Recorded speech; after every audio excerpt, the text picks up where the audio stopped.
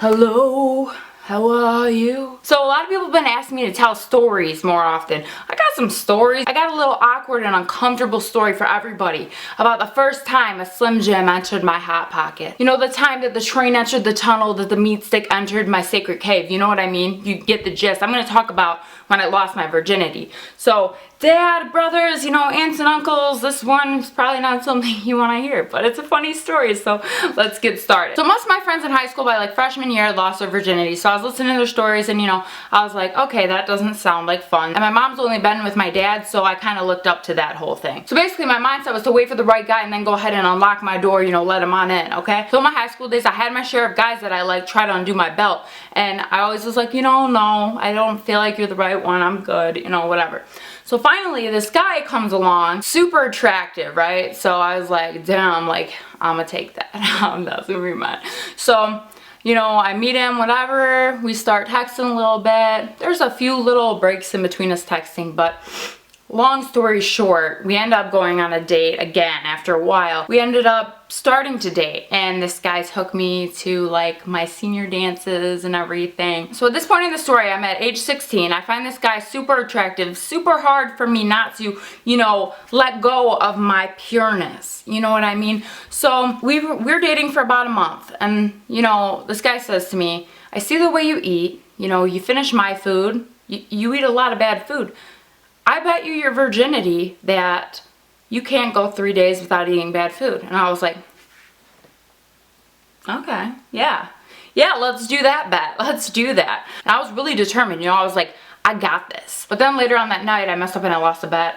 But you know, the whole thing was a joke anyway, so it's kind of like, haha, you lost, whatever. Later on that night, anyways, me and this guy get in the bed, you know what I mean? And, you know, things start happening. And then he says to me, do you trust me?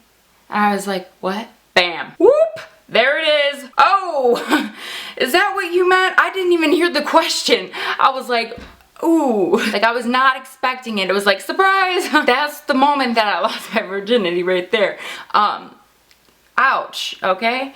And during this whole sexual intercourse, the guy starts talking to me about food. I'm like, yeah, I'm like really hungry.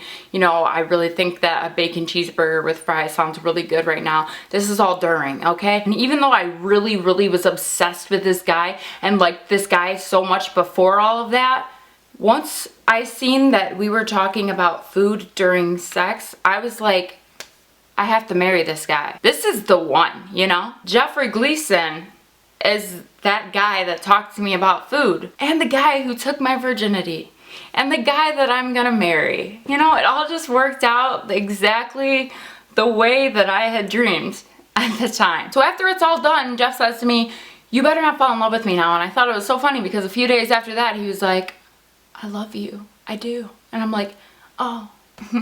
Now Jeff, on the other hand, did not lose his virginity to me.